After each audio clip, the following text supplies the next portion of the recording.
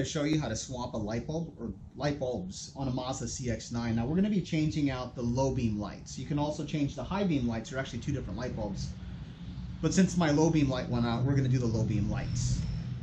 My Mazda is a 2011, essentially rough and tough, about 7 years old or so, and the light just went out. And it kind of makes me question about how long the lights are supposed to last.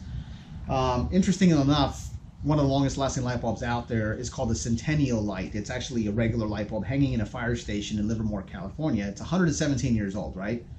It's an old light, old technology, and I wonder why doesn't my light last a fraction of that? 7 years, right? There's LED bulbs on the market now you can buy for your house that'll last 17 years. So I'm not saying I want a light bulb in my car that lasts for 17 years, but I mean, maybe somewhere in the middle, right? I mean, there's not a lot of 17-year-old cars that are still on the road, but you pay $40,000 for a car, you would expect the lights to last hopefully longer than 7 years, right? Anyways, off subject. We're going to be swapping them out. Now, I've picked these up at AutoZone, Sylvania Automotive ZXE Silver Star.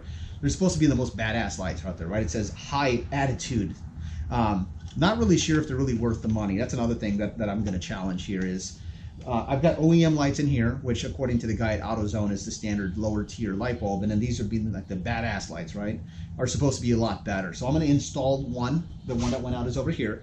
And after I install it, I'm going to fire it up, and we're going to say, like, is there really a significant difference between the badass lights and the regular human light, right? And if there's not, then save your money and get the regular bulbs. But anyhow, I'm going to show you how to do this. Now, according to my research, and I could be wrong, and if I'm wrong, please put it in the comments, every Mazda out there has the exact same mechanism for changing the light bulb. And the good news is that you don't have to dismantle half the car to get to the light bulb. You're literally just going to reach around back, pull out a little cover, and then you can get the light right out, which is great. I'm so grateful.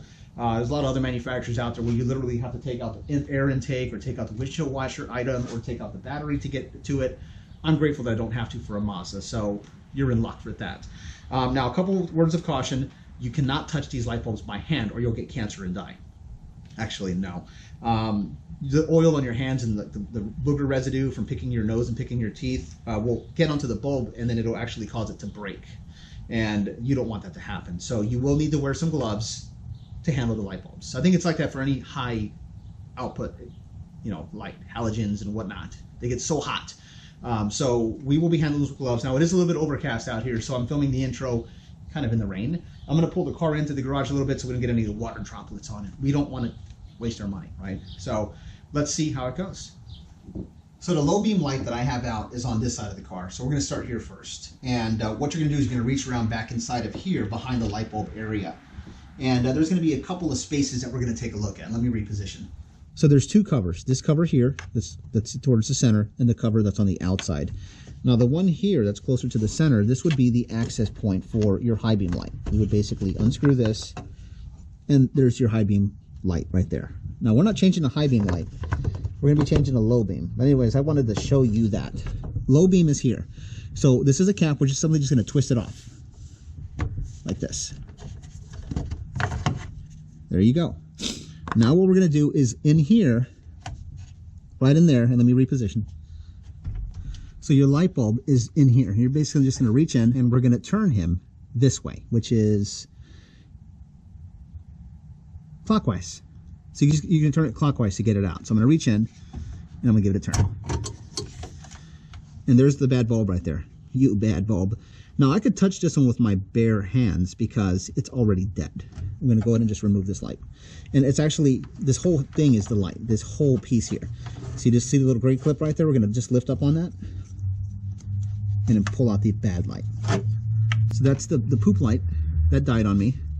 And it's hard to tell, but it's kind of grayed out at the bottom here. That's how we know it's dead. Now we're going to replace it with the brand new light.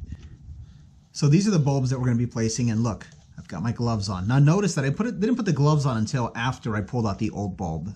We don't want to put the gloves on and then start handling that grimy cap from the thing, because then you're going to get filth all over your hands and it defeats the purpose. So the packaging for these things is pretty cool. I think the other ones are just packaged in a blister pack with cardboard, but these actually come out in like this really fancy, look at this. How much money was wasted on that? I bet that's $10 worth of packaging right there. Looking at them, I don't see a left and right side. It just shows me which way they come apart. And I know it sounds silly, but what we're going to do now is we're going to go ahead and we're going to place this. So here we go. Okay, just to make a note, even though I'm wearing gloves, I'm going to try my best to not touch the bulb. Again, we paid like $1 million for these more expensive bulbs, right? So here's what we're going to do. I'm going to take it, and we're going to put it back in the way it came out. Now, it can only go in one way. If you look in here, there's actually like a line or a divider that's in the center. And it's going to align with this guy here. And it might be hard to tell, but where this clip is at, there is a line there as well. So that tells me that it's going to go in. And sorry for my hands being in the way. It's going to go in like this. Clips onto this. So that clip is going to go on the bottom. Here we go. There it is. Now we're going to reinsert it back into here. And remember, we had to turn it clockwise to get it out. So we're going to insert it at a little bit of an angle. And sorry, my hand is totally in the way here.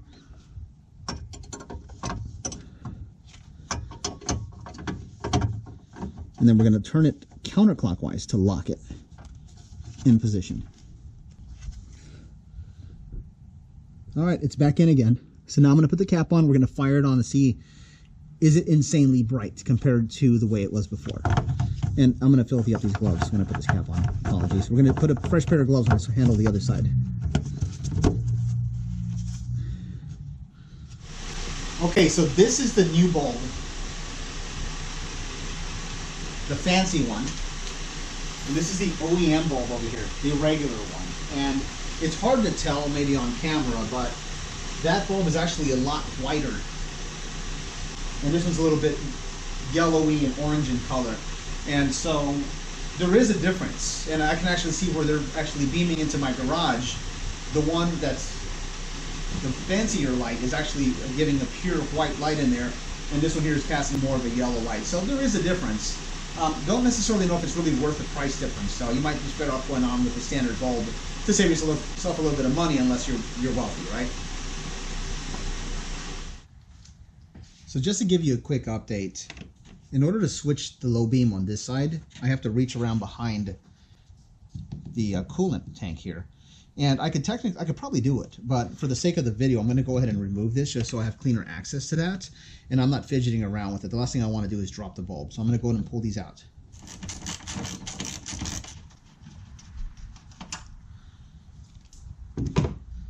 So now I can just roll this out of the way. Like that. Now I can reach down in here, stick my big fat head, and easily get to the light bulb. Funny, I put a spotlight to shed some light on my light. So I'm going to reach in here, and I'm going to give it a turn.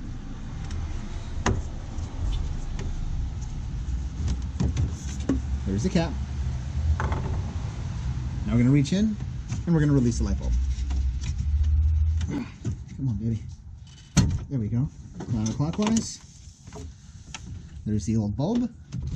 This one is not burnt out, but we're replacing it anyways. We're going to pull the clip, slide it out. Okay, here we go. Wearing my sexy gloves, sexy pants. And once again, notch, lining up with the notch, little piece here, this little piece lining up the clip. My hands are going to be in the way because this is a tight squeeze in here. Tight like a tiger. Okay, there we go. Now we're going to reinsert the bulb. And we're going to turn it, remember, clockwise. That's where we insert it back into the housing. There it goes. Secured in place. Now we'll put the cap back on. There you go. And lock it. There you go. One thing I noticed when I'm messing with this is that my coolant level is low, and my coolant actually looks pretty funky. I'm going to have to do a coolant flush, and I'm debating whether I should do a video about doing a coolant flush, which is the radiator fluid, you know, your antifreeze and stuff. So if you guys want to see that, just put it in the comments. But it would require us to drain out the radiator and clear it all out, and then refill it. Not that hard. But anyways, I've got this back in. Light bulbs are back in now. And essentially, I've replaced both of them. So in a nutshell, that's how you replace a left and right side headlight. And good luck.